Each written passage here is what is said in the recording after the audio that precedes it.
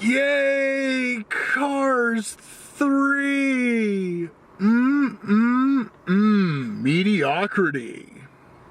Alright, I don't know how mediocre this film is actually going to be, but I just don't have much hope, you know? For those of you who don't know, this is a Glasshouse Films Midnight Review. I know it's not dark out or midnight, shut up. And yeah, Cars 3 is on the docket for this week. I don't want to see the Rocky 5 of Cars movies, guys.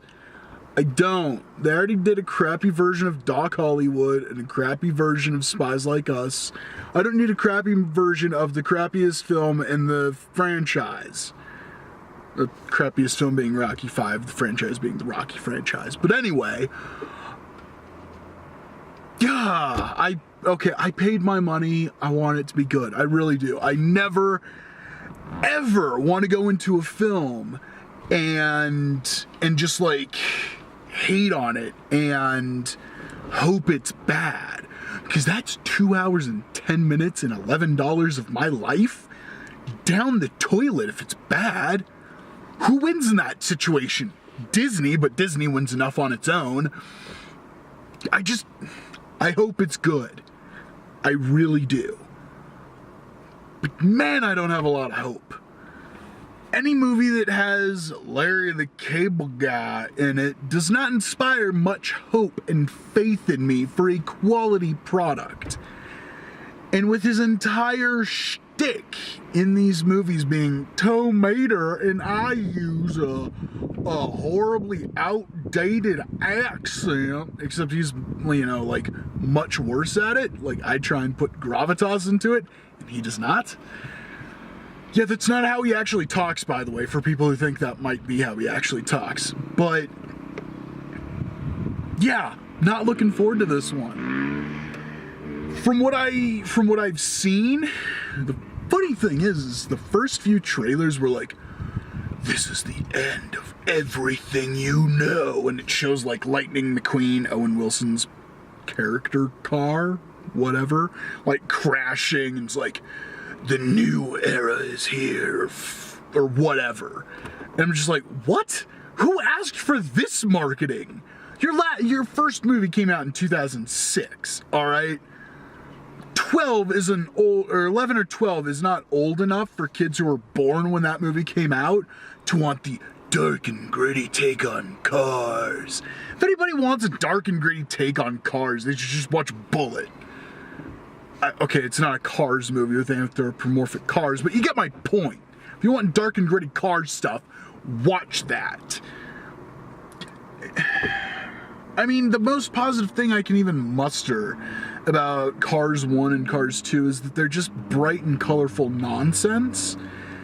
And that's about it. But all animated films have to be colorful by their nature. And the biggest issue I've always taken with them is that they're too long. Like, if your kid wants to sit down and watch Cars, alright, cool, good for them. I hope they like it, but that's a long sit. Like, this one I think is like 2 hours and 10 minutes? Like, what the hell? Why does it need to be that long? Alright, maybe if you take out the credits, that's still 2 hours, 5 minutes. That's still a really long time for a kid to sit still. I mean, I guess I'll see. I'd imagine there's probably going to be some kids in this showing, but damn.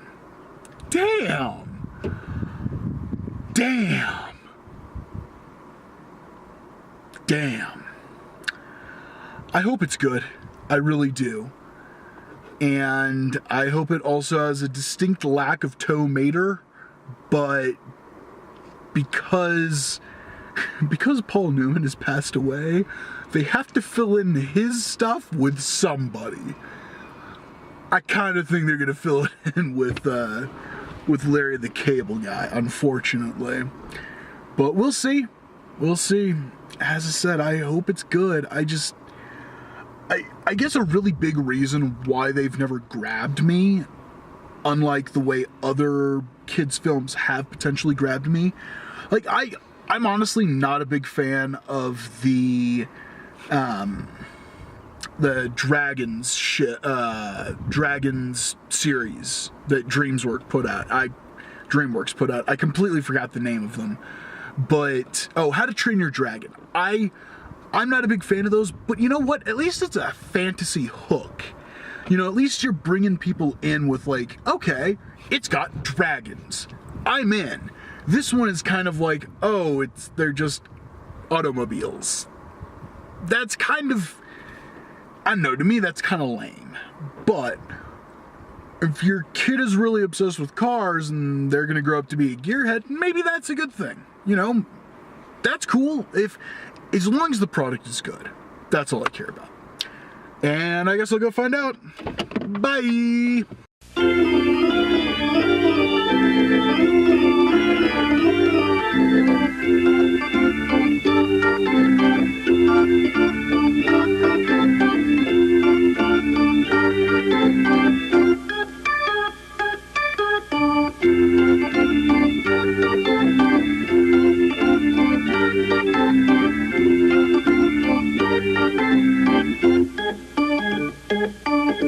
It was okay.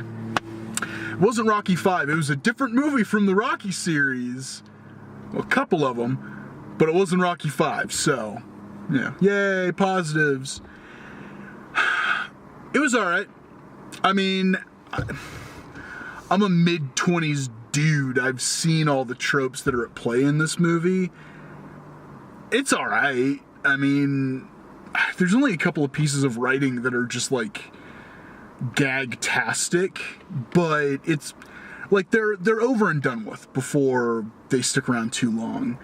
Tow Mater is bearable, and yeah, I mean, it was all right.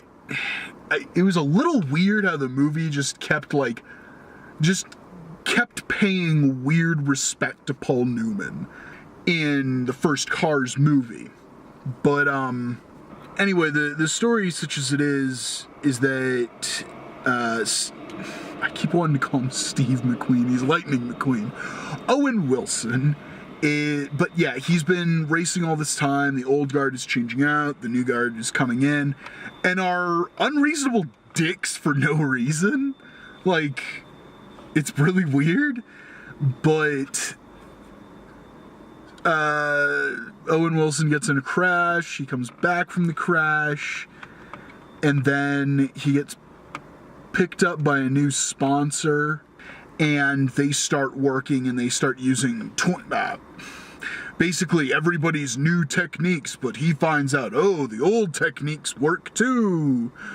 And it's like, and it's not even to the point that Cars was, where it was like, I'm gonna learn all this stuff from HUD, blah, blah, blah, blah, blah. This was like, I need to go to HUD's teacher and learn from him.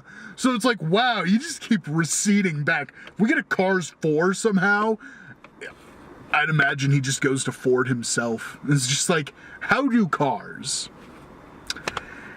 It really felt, in a lot of ways, it was a very strange remake of the first one.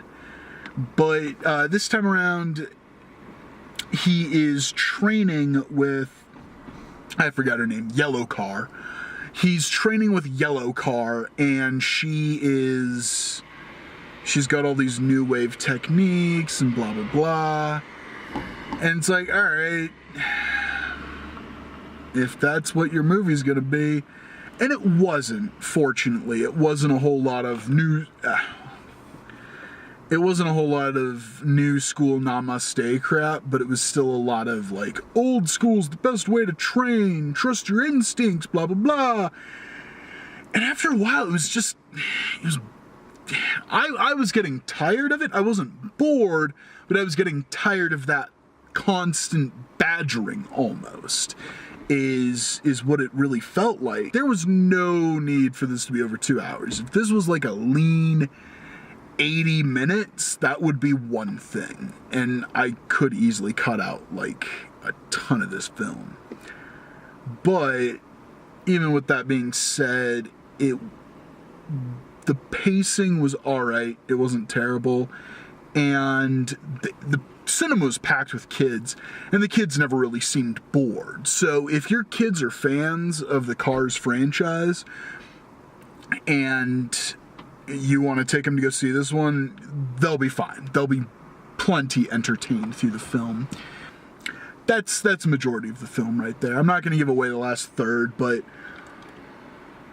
to you more eagle-eyed viewers out there, you might see where this film is going like I did, like 40 minutes into it, but it still takes until the climax for it to get there, which is kind of a problem. Like, I felt that they had the original plan for the story was, okay, we want it to end in one of two ways, and they couldn't make up their mind, so they melded the story to make it work for both endings, and that feels weird, and it doesn't totally work. If the movie had gone the direction that I thought it would earlier and stuck with it, that would have actually been kind of cool. Once it does happen, it's also over really quick. Like, no joke, it's like the last 20 minutes of the movie, and it's done. So that was kind of irritating, but that's from more a structural perspective. That's someone, again, if you're going into this for the plot and everything, yeah, you're going to notice this. Your kids probably aren't. And this is very much geared towards kids. Now, as far as a Cars movie for kids are concerned, I do feel like this is the least egregious of them. I will say this is the best Cars movie out of all of them. It has the most spectacular scenes to it, and, well, even that's weird, because the story and I guess the message of the film isn't something kids are gonna get. Like, that story and what it means is not for younger kids. Yeah, I can actually go into it without spoiling it. It's the whole idea of, like, stepping aside or understanding that there's going to be a newer generation that will have better tools at their disposal to be better at whatever it is that you're doing. In this case, sports, basically. And it's learning to be okay with that and how to be okay with stepping aside for the next generation. And it's like, okay, that's a weird story to tell kids. It's colorful. As I said, the kids in my cinema seem to really enjoy it. They'll get a kick out of it. As an adult, there's a lot worse out there. Like, even on Pixar's worst day, it's still better than a lot of crap you're going to see out there, like The Nut Job 2. Yeah, there is one spectacular scene in the movie that I legitimately had a blast watching it. It is a Demolition Derby-esque scene, and it's a lot of fun. It's very enjoyable. But the rest of the movie, unnecessary, but it never wears out its welcome. Like, even though it is 2 hours and it feels like 2 hours, I wasn't bored. As I said, there were points where I was like, all right, come on, let's kind of get past this point. But it moved along at a decent enough pace. As far as taking your kids to it, their kids are going to like it. That's about all I can say about it. I think next week is another doubleheader. I will be seeing Transfivers, The Last Night. Yeah, that's what's called, Transformers The Last Night. And then for the Saturday special, if I'm not moving, we will do a Saturday special, and that one is going to be The Bad Batch, and that is one of my most anticipated films of this year. I'm really excited to see that one. So stay tuned for those. If you like the review, please like, subscribe, share it with your friends, family, anybody else that you think might be enlightened by my ramblings of this film. And don't forget to check out my YouTube channel, youtube.com/glassfilmshouse, Facebook at facebook.com/glasshousefilms, and Twitter at glasshousefilms. Thanks, and I'll see y'all next time.